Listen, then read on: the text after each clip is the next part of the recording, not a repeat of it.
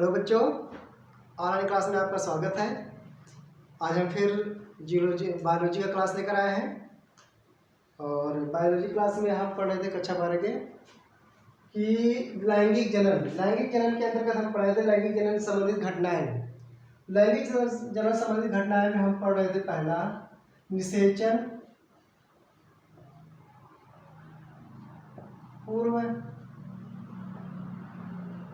घटनाएं, इसे हम कहते हैं प्री फर्टिलाइजेशन,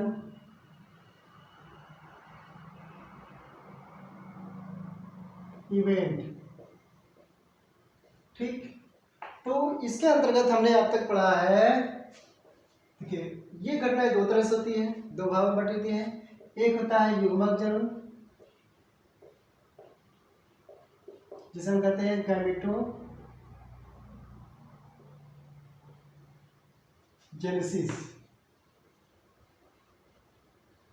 दूसरी घटना होती है इसमें युग्मक स्थानांतरण,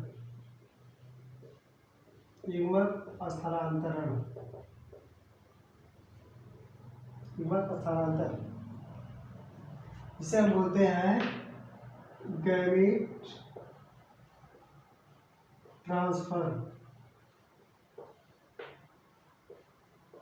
ठीक, तो आज हमें पढ़ना है युग्मक स्थानांतर। तो युग्मक स्थानांतर तो हमने बताया, जो युग्मक जनन में बताया गया है पिछली वीडियो में कि जो मेल रिप्रोडक्टिव ऑर्गन और फीमेल रिप्रोडक्टिव ऑर्गन, यानी कि नर जनन अंग और मादा जनन अंग, इनके द्वारा नर युग्मक और मादा युग्मक का निर्माण होता है। ठीक, तो यह प्रक्रिया के बारे में हमने पढ़े। आज का जो हमारा टॉपिक है युग्मक स्थानांतरण, जो युग्मक का निर्माण हुआ नर युग्मक और मादा युग्मक, इनका स्थानांतरण। तो ज़्यादातर हम देखते हैं कि जो नर युग्मक होता है, नर युग्मक यानी हम इसे बोलते हैं मेल गैमेट, और मादा युग्मक जिसे हम क्या कहते हैं फीमेल गैमेट। ठीक, तो ये जो नर युग्मक होते हैं और फीमेल युग्मक, मादा युग्मक, तो ज़्यादातर हम देखते हैं ज़्यादातर जीवों में या ज़्यादातर पौधों की हम बात करें तो इसमें जो युग्मक होते हैं यह चल होते हैं। कैसा होते हैं? चल होते हैं, इनमें चलायमान होते हैं।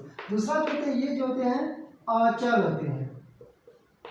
ठीक, यानी कि युग्मक जो होते हैं निषेचन क्रिया के लिए यानी फर्टिलाइजेशन के लिए क्या करते हैं कि यह यहाँ से कहा जाता है अचल युग्मक, यानी कि शुक्राणु जो होता है, शुक्राणु निषेचन के लिए कहाँ पे जाता है? अंडाणु के पास। ठीक, तो ये क्या है, यहाँ पे ज्यादातर देते हैं, हम लोग बताया कि यहाँ पे स्थानांतरण किसका हो रहा है? चल युग्मक का हो रहा है, यानी कि शुक्राणुओं का, यानी नर युग्मक का हो रहा है। और बहुत कम ऐसे पौधे या जीव होते हैं जिनमें मादा युग्मक नर युग्मक की तरफ स्थानांतरित होते हैं। तो ये होता है, तो यानी हम इसे कह सकते हैं समानता अधिकांश जीवों में जो नर युग्मक चल होते हैं और मादा युग्मक क्या होते हैं? अचल होता है। अतः केवल नर युग्मक ही एक स्थान से दूसरे स्थान को क्या करता है? गति करता है, यानी पहुंचता है, परंतु इसके लिए उसे माध्यम की आवश्यकता होती है। किसकी आवश्यकता होती है? माध्यम की आवश्यकता होती है। तो ये जो होता है कि यानी कि यह जो चल यानी नर युग्मक को मादा युग्मक के पहुंचने के लिए किसकी आवश्यकता होती है? किसी न किसी माध्यम की आवश्यकता होती है, यानी किसी माध्यम के सहारे वह एक युग्मक दूसरे युग्मक के पास पहुंचते हैं। तो जैसे हम बात करें, अगर हम एक सरल पादप की बात करते हैं, सरल पादप। ठीक, तो सरल पादप में क्या होता है कि इसमें हम जैसे शैवाल है और ब्रायोफाइटा है, शैवाल, ब्रायोफाइटा और टेरिडोफाइटा आदि। तो इसमें जो होता है यह सभी क्या होते हैं? जलीय पौधे होते हैं। कैसे पौधे हैं? जलीय पौधे होते हैं। तो ये जो कुछ जो जलीय पौधे होते हैं, इनमें जो होता है नर युग्मक का स्थानांतरण किसके माध्यम से होता है? जल के द्वारा, यानी जल क्या है? माध्यम, मीडियम। तो जल क्या है? मीडियम। तो जल के माध्यम से नर युग्मक मादा युग्मक के पास पहुंचता है तब जाके फर्टिलाइजेशन यानी निषेचन क्रिया होती है। निषेचन क्रिया के बाद युग्मनज का निर्माण होता है यानी जायगोट बनता है और जायगोट के धीरे धीरे विकसित होकर एक नए शिशु के रूप में उत्पन्न होता है। दूसरा चीज हम बात कर सकते हैं बीजीय पौधों में, बीजीय पादपों में।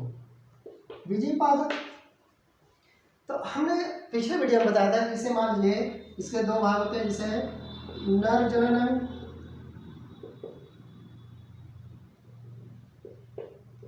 इसमें क्या होता है पुंकेसर होता है। क्या होता है पुंकेसर। और दूसरा क्या है मादा जनन अंग, दिखाई दे रहा है जी, मादा जनन अंग जिसे हम क्या कहते हैं स्त्री केसर। क्या कहते हैं स्त्री केसर। तो अगर ये दोनों जनन अंग यानी नर जनन अंग और मादा जनन अंग अगर एक ही पौधे में हो, इसमें हो एक ही पौधे में हो, तो इसमें जो इसे हम क्या कहते हैं द्विलिंगी पौधे कहते हैं, बाइसेक्सुअल कहते हैं। यानी कि इसे हम क्या कहते हैं द्विलिंगी पादप कहते हैं। इसे हम बाइसेक्सुअल कहते हैं। किसे कहते हैं जिनमें नर जनन और मादा जनन एक ही पौधे के एक ही पुष्प में उपस्थित हो, उसे हम क्या कहते हैं, या एक ही पौधे में उपस्थित हो उसे हम क्या कहते हैं द्विलिंगी कहते हैं। अगर यही जनन अलग अलग हो, ये अलग है ये अलग है, तो इसे हम क्या कहते हैं एक लिंगी कहते हैं यानी यूनिसेक्सुअल कहते हैं। तो अधिकतर देखा जाता है जो द्विलिंगी जंतु होते हैं, इन देखिए जो बीजी पौधे में जो नर युग्मक और मादा युग्मक का जो स्थानांतरण होता है, जो युग्मकों का स्थानांतरण होता है, यह किसके द्वारा होता है परागण द्वारा होता है। परागण यानी पॉलिनेशन के द्वारा। तो जो परागण में क्या होता है, जैसे मान लीजिए जो पुंकेसर होता है, पुंकेसर जो होता है इसमें, अब इनमें क्या होता है इसमें बीज भरे होते हैं यानी कि शुक्राणु होते हैं या बीजाणु होते हैं। इनका क्या होता है ये स्फुटन कर लेते हैं। तो इसमें देखिए स्थानांतरण होता है इसका। तो ये दो प्रकार से होता है, एक होता है स्व परागण और दूसरा होता है पर परागण। स्व परागण और पर परागण। तो स्व परागण क्या होता है कि जिनमें पॉलिनेशन क्रिया यानी परागण क्रिया यानी युग्मकों का ट्रांसफर किसके द्वारा होता है स्वयं हो जाता है। जिसमें क्या होता है स्वयं होता है उसे हम क्या कहते हैं स्व परागण। यानी इसमें परागण के लिए किसी माध्यम की आवश्यकता नहीं होती है। मेरी बात समझ रहे हैं। इसमें परागण के लिए स्व परागण क्या होता है कि यह क्रिया स्वयं हो जाती है और यह क्रिया ज़्यादातर किसमें होती है द्विलिंगी जीवों में यानी पुष्पों में होता है। यह क्रिया स्वयं होती है, इसे हम क्या कहते हैं स्व परागण क्रिया। इसमें परागण के लिए किसी माध्यम की आवश्यकता नहीं होती है।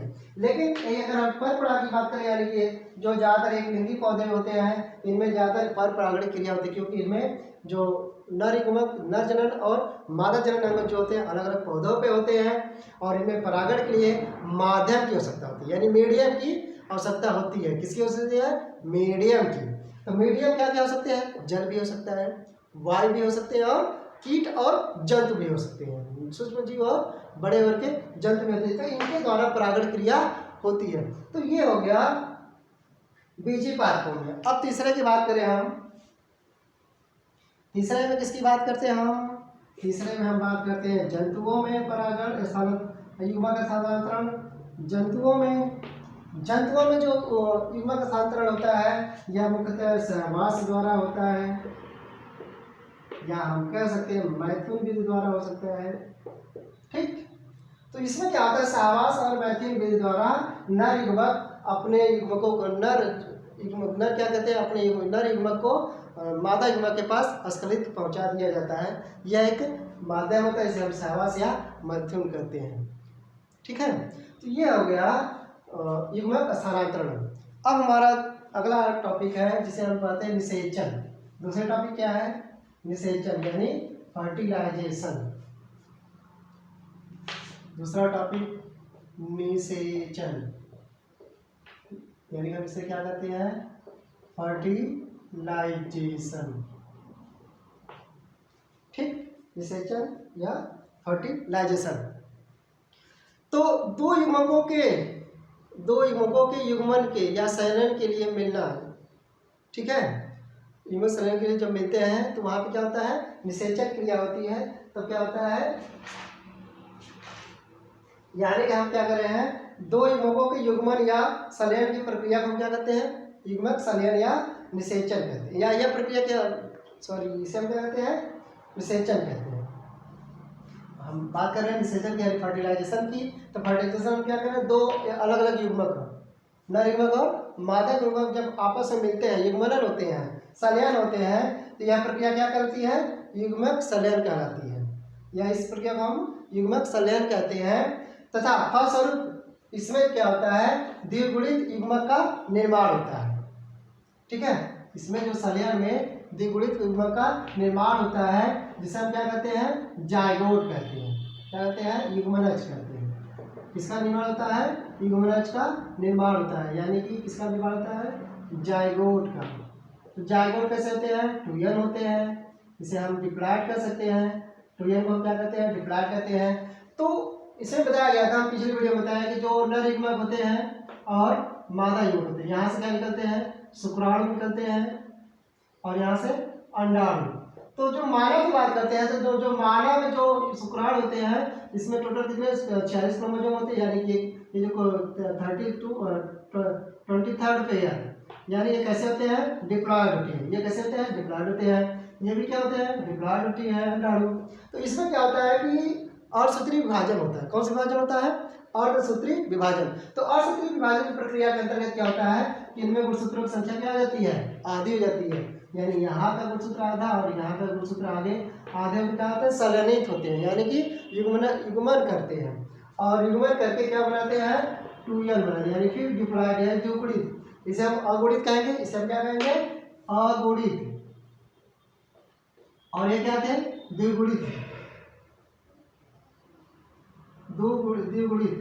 और यहाँ फिर क्या निर्माण कर रहे हैं, द्विगुणित का निर्माण कर रहे हैं। तो इसमें क्या होता है कि आधे एक युग्मक इसका और एक युग्मक इसका, दोनों जब मिलते हैं तो यहाँ पे क्या होता है, कुछ वेरिएशन पाए जाते हैं। जो आने वाली संतान में क्या होती है, वेरिएशन होता है, क्योंकि यहाँ पे जीन का, जो जीन क्या होते हैं, हमारे गुणसूत्र पे छोटे छोटे कट पाए जाते हैं डीएनए में, जिसे हम क्या कहते हैं, जीन क्या कहते हैं, आनुवंशिक लक्षणों को पीढ़ी दर पीढ़ी ले जाने के कहा कहते हैं। तो यहाँ पे ओवरलैपिंग क्रिया होती है या क्रॉसिंग ओवर क्रिया होती है, जिसपे जीनों का अदला बदली जाती है, जिसके कारण आने वाली पीढ़ी क्या होती है, अपने जनक से कुछ डिफरेंस रहती है, भिन्न होती है, वेरिएशन होता है।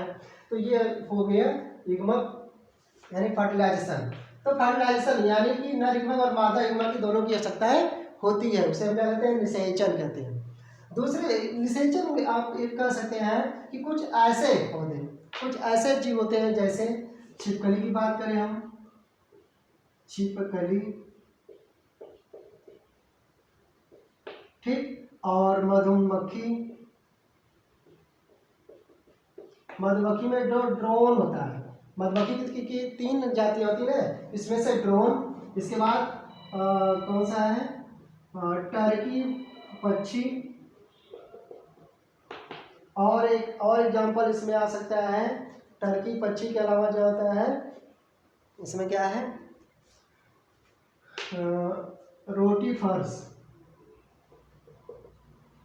रोटी फर्स, ठीक। तो ये ऐसे जीव होते हैं जिनमें फर्टिलाइजेशन के लिए यानी संलयन के लिए दो यानी नर युग्मक या दोनों मादा युग्मक और नर युग्मक की आवश्यकता नहीं पड़ती है। इसमें क्या होता है कि मादा युग्मक ही क्या होता है, इसमें मादा युग्मक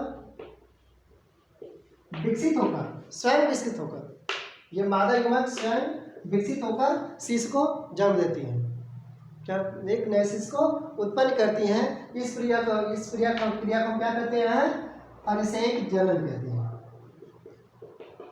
अनिषेक जनन। इसे हम कहते हैं पार्थिनोजेनेसिस,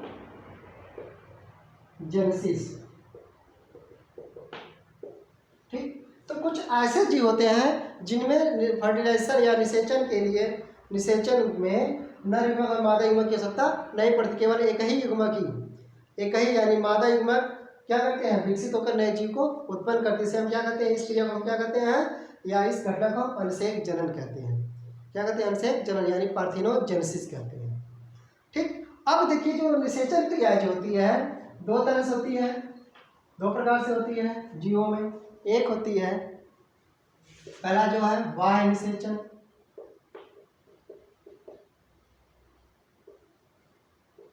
दूसरा जो होता है इसे हम बोलते हैं एक्सटर्नल फर्टिलाइजेशन। ठीक बच्चों, एक्सटर्नल फर्टिलाइजेशन। और दूसरा जो होता है आंतरिक निषेचन, जिसे हम क्या कहते हैं इंटरनल फर्टिलाइजेशन। ठीक, बाह्य निषेचन और आंतरिक निषेचन। तो बाह्य निषेचन में क्या होता है कि कुछ ऐसे जीव होते हैं जो अपने युग्मक यानी अपने अंडे को बाहर निकाल देते हैं। कहाँ निकाल देते हैं? बाहर निकाल देते हैं, और बाहर ही उनका अंडा जो होता है निषेचित होता है। क्या होता है? निषेचित होकर, और उन अंडों से एक नए जीव की उत्पत्ति होती है, जिसे हम क्या कहते हैं बाह्य निषेचन कहते हैं। इस प्रक्रिया क्या कहलाती है? बाह्य निषेचन। जैसे इसमें हम क्या बाह्य निषेचन में एग्जाम्पल क्या क्या दे सकते हैं हम? जैसे कुछ मछलियाँ, शैवाल है, शैवाल मछलियाँ व शैवाल मछलियाँ व उभयचर जीव। तो ये जीव जो होते हैं इनमें जो होता है निषेचन क्रिया क्या होता है? बाह्य होता है, बाह्य निषेचन। यानी कि अपने युग्मकों को, यानी चाहे नर युग्मक हो चाहे मादा युग्मक है, या अपने युग्मकों को क्या करते हैं? बाहर छोड़ते हैं। और यह मुख्यतः कहाँ पे होता है? हम देखते हैं ज़्यादातर जल में होता है। कहाँ पे होता है? जल में होता है। तो ये जल में छोड़ते हैं, और जल के माध्यम से इनमें क्या होता है? जल में ही इनका निषेचन होता है। इनके अंडाणु का, अंडाणु और शुक्राणु जो भी है, उनके निषेचन क्रिया होकर यह एक नए शिश को उत्पन्न करते हैं। दूसरी चीज है आंतरिक निषेचन। आंतरिक निषेचन वह क्रिया है जिसमें जीव क्या करता है? जीव के शरीर के अंदर ही निषेचन क्रिया होती है।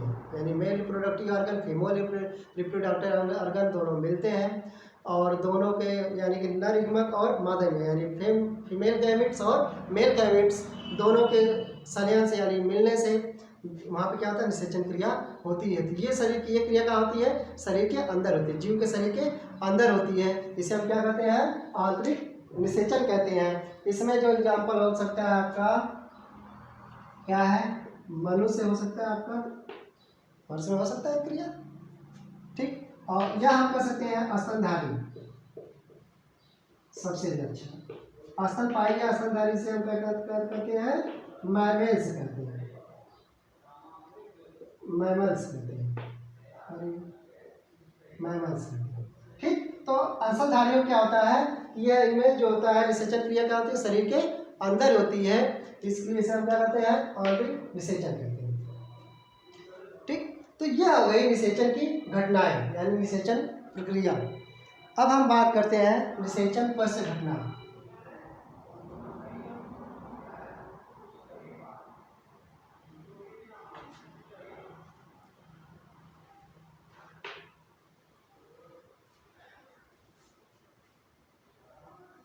तीसरा टॉपिक हमारा क्या है? निषेचन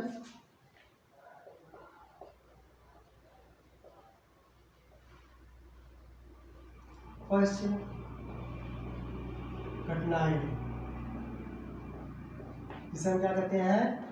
पोस्ट फर्टिलाइजेशन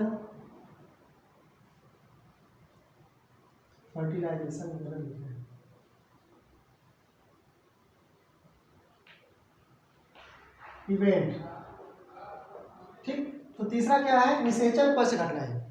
कौन सी घटना है? निषेचन, यानी अब अंडे निषेचित हो गए, अब इसकी क्या होगा? निषेचन पश्च घटनाएं।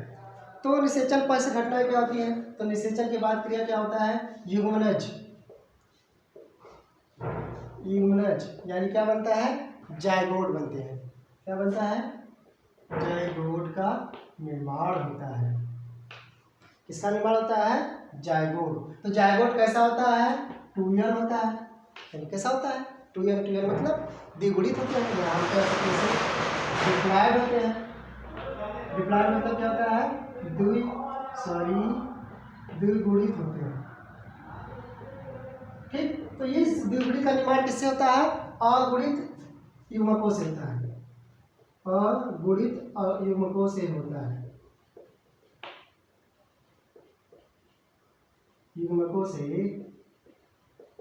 किसका निर्माण होता है? द्विगुणित। तो अगुणित को हम क्या कहते हैं? यन कहते हैं। तो इसमें क्या होता है, एक मेल रिप्रोडक्टिव युग्मक होते हैं, एक फीमेल। तो हम पीछे पीछे अभी एग्जाम्पल में दिए हैं कि जो जैसे अगर हम मानव की बात करते हैं, मानव में जो गुणसूत्र होता है या शुक्राणु होते हैं वह 2n होते हैं यानी डिप्लॉयड होते हैं, और मादा में भी यानी मदर में भी 2n होते हैं और मादा में भी 2n होता है। अब इनमें क्या होता है कि हमने बताया था कौन सी क्रिया होती है, कौन सी क्रिया, हाँ, अर्धसूत्री विभाजन होता है यानी मेयोसिस प्रोसेस होता है। और मेयोसिस प्रोसेस के तहत क्या होता है कि गुणसूत्रों की संख्या क्या हो जाती है, आधी होती है, यानी यहाँ से n बचता है, अब यहाँ से n बचता है। अब ये n दोनों के बीच में क्या होता है, निषेचन यानी संलयनित होते हैं, दोनों एक जगह मिलते हैं और संलयन से क्या बनता है, यानी युग्मनज का निर्माण होता है, यानी फिर 2n का निर्माण होता है यानी कि युग्मनज। ठीक, जिसे हम क्या कहते हैं, जायगोट कहते हैं। अब ये युग्मनज में क्या होता है कि इसमें इनके कोशिका, जो युग्मनज एक कोशिका होती है, इसके केवल एक कोशिका होती है। अब इसमें क्या होता है कि कोशिका विभाजन होता है और क्या होता है, कोशिका विभेदन होता है। दो क्रिया लगातार यानी सेल डिवीजन लगातार चलता है, यानी समसूत्री विभाजन लगातार होता है इसमें, और कोशिका विभेदन भी लगातार होता रहता है, जिसके कारण ये धीरे धीरे एक नए शिशु का में के रूप में परिवर्तित है, जिसमें नए अलग अलग अंग का निर्माण होता है और यह कुछ समय बाद एक नए शिशु को उत्पन्न होता है। तो यह क्रिया क्या करती है, युग्मनज कहलाती है। यह प्रक्रिया क्या है, युग्मनज। और दूसरी जो युग्मनज तो बन गया, अब यहाँ पे जब जायगोट बन गए, जायगोट के बाद क्या बनेगा, भ्रूण का निर्माण होगा। किसका निर्माण होगा, भ्रूण का। तो इसे हम क्या कहते हैं, भ्रूणोद्भव। दूसरा क्या है, भ्रूणोद्भव, भ्रूणोद्भव।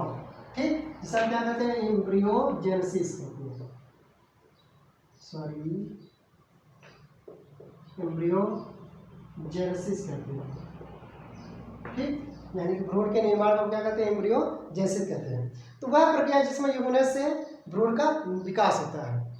तो इसके अंदर हम क्या पढ़ेंगे कि यानी कि यह प्रक्रिया है जिसमें युग्मनज से भ्रूण का क्या होता है, विकास होता है। तो यहाँ जैसे युग्मनज है यानी कि जायगोट है, तो जायगोट क्या करेगा, हमने इसमें क्या बताया है कि यह केवल एक कोशिका होती है। जायगोट क्या होता है, केवल एक कोशिका होती है, और इस कोशिका में क्या होते हैं कि स्टेम सेल्स पाए जाते हैं। स्टेम सेल यानी कि वह सेल होते हैं जो विभिन्न प्रकार के सेल का निर्माण करते हैं, उसे हम क्या कहते हैं, स्टेम सेल कहते हैं। तो इसमें जो होता है कि दो प्रकार के सेल होते हैं, एक जर्म प्लाज्म होता है, एक कायिक प्लाज्म होता है।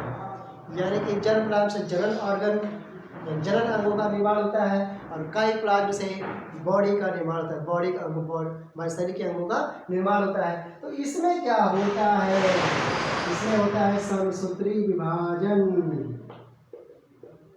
कंटिन्यू होता रहता है। समसूत्री विभाजन क्या होता है, कंटिन्यू, यानी एक कोशिका से दो कोशिका का निर्माण, 2 से 4 कोशिका का निर्माण, 4 से फिर 8 कोशिका का निर्माण। इस कोशिका को हम क्या कहते हैं, मेरुला क्या कहते हैं, मेरुला कहते हैं। तो ये जो प्राकृतिक प्रक्रिया जो है, थोड़ा सा कंफ्यूजन है।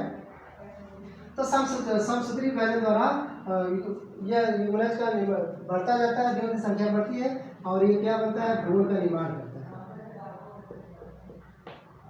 और इसके साथ समसूत्री विभाजन से कोशिका विभेदन भी होता रहता है। किसका विभेदन होता रहता है, कोशिका विभेदन क्रिया भी चलती रहती है। ठीक, जैसे हमने आपको ऊतक के बारे में बताया, ऊतक क्या होता है आप जानते होंगे। तो ये विशेष प्रकार की जो ऊतक जो विशेष कार्य को करती है उसे हम क्या कहते हैं, कोशिकाओं के समूह। एक विशेष प्रकार की कोशिकाओं के समूह जो विशेष कार्य करते हैं उसे हम क्या कहते हैं, ऊतक कहते हैं, टिश्यू कहते हैं। तो ये इसी कारण क्या होता है कि कोशिकाओं में विभेदन, मतलब नई कोशिका का निर्माण भी हो रहा है, और इसके बाद क्या है, विभेदन भी हो रहा है, और भ्रूण की बनने की प्रक्रिया को हम क्या कहते हैं। और ये दिन क्या होता है, शिशु परिवर्तित हो जाते हैं जाके, और इस प्रक्रिया को हम क्या कहते हैं, भ्रूणोद्भवन कहते हैं, यानी कि एम्ब्रियोजेनेसिस कहते हैं। तो इस प्रकार जो होता है, अब जो होता है ये जो भ्रूणोद्भवन की प्रक्रिया दो प्रकार से होती है। कितने प्रकार से होती है, दो प्रकार से होती है। कौन कौन सी, एक होते हैं अंडप्रजक, पहला क्या होता है, अंडप्रजक। ठीक, दूसरा जो होते हैं सजीव प्रजक, अंडप्रजक और सजीव प्रजनन। ठीक, अंड प्रजनन को हम बोलते हैं ओविपोरपायरस। क्या बोलते हैं? ओविपायरस। एक मिनट,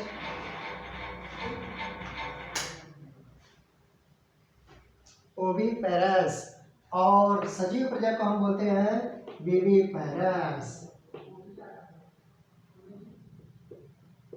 ठीक, ओविपेरस क्या होते हैं कि वह जीव, कुछ ऐसे जीव होते हैं जो निषेचित अंडे को बाहर निकाल देते हैं, शरीर के बाहर निकाल देते हैं, और बाहर ही वो कुछ समय बाद उसमें क्रियाएं होती हैं। कौन सी क्रिया होती है? निवेशन। उसे हम क्या कहते हैं? निवेशन अवधि कहते हैं जैसे। और उस अवधि के बाद क्या होता है कि उस अंडे से नए शिशु का निर्माण होता है। यह प्रक्रिया कहाँ होती है? शरीर के बाहर होती है। यानी कि इसमें कौन कौन से आ जाएंगे? सरीसृप आ जाएंगे, वह पक्षी वर्ग आ जाएंगे। तो पक्षियाँ क्या करती हैं? उनके अंदर जो गैमिट तो मतलब युग्मनज का निर्माण होता है, यानी युग्मनज का निर्माण होता है, और युग्मनज निर्माण के बाद क्या होता है? वो अपने निषेचित अंडे को बाहर निकाल देते हैं। क्या निकाल देते हैं? बाहर निकाल देते हैं। और बाहर कुछ समय के बाद, निवेशन अवधि के बाद, यह अंडे क्या होते हैं मतलब बच्चे विकसित हो जाते हैं, और वो टूट फाड़ कर तोड़कर बच्चे बाहर निकल आते हैं। और यह प्रक्रिया क्या कहती है? अंड प्रजनन। ऐसे जीव को क्या कहते हैं? अंड प्रजनन कहते हैं। और जैसे इसमें एग्जाम्पल क्या क्या है? सरीसृप व पक्षी। दूसरा जो है सजीव प्रजनन यानी वेविपोरस। वेविपोरस में वह जीव जो जीव शरीर के अंदर ही वह प्रक्रिया या युग्मन यानी निषेचन के बाद भी भ्रूण का निर्माण कहाँ होता है? शरीर के अंदर, जीव के शरीर के अंदर होता है, और कुछ समय बाद वह पूर्ण विकसित एक शिशु को जन्म देते हैं। तो यह प्रक्रिया क्या कहलाती है? ऐसे जीव क्या कहलाते हैं? सजीव प्रजनन कहलाते हैं। क्या कहलाते हैं? सजीव प्रजनन कहलाते हैं। तो ये हो गया आपका निषेचन पूर्व पश्च घटनाएं। कौन सी घटनाएं? निषेचन पश्च घटनाएं। तो इसी तरह अगर हम थोड़ा सा एग्जाम्पल लें, इतना इसमें क्या एग्जाम्पल है आपका? स्तनधारी। ठीक, जिसे हम मैमल कहते हैं। तो ये मैमल क्या करते हैं? ये स्तनधारी में क्या होता है कि जो निषेचन के बाद जो होता है शिशु, भ्रूण का निर्माण कहाँ होता है? शरीर के अंदर ही होता है। ठीक, कहाँ पे होता है? शरीर के अंदर ही होता है। और जब शरीर के अंदर शिशु विकसित हो जाता है, और मानव बात करते हैं, मानव में 9 महीने बाद एक नए शिशु को जन्म देती है माताएं और मादा, तो उसे हम क्या कहते हैं? इस ऐसे जीव को हम क्या कहते हैं? सजीव प्रजनन कहते हैं, यानी वेविपोरस कहते हैं। तो ये हमारा पहला चैप्टर खत्म हो गया, सजीव जीवों में जनन। अब अगला हमारा टॉपिक होगा पुष्पिक पौधों में लैंगिक जनन, जिसकी वीडियो हम कल आपको लोगों को प्रोवाइड कर लेंगे। और इस चैनल को आप लोग अच्छे से देखिए और इसे समझने की कोशिश करिए। देखने के लिए धन्यवाद।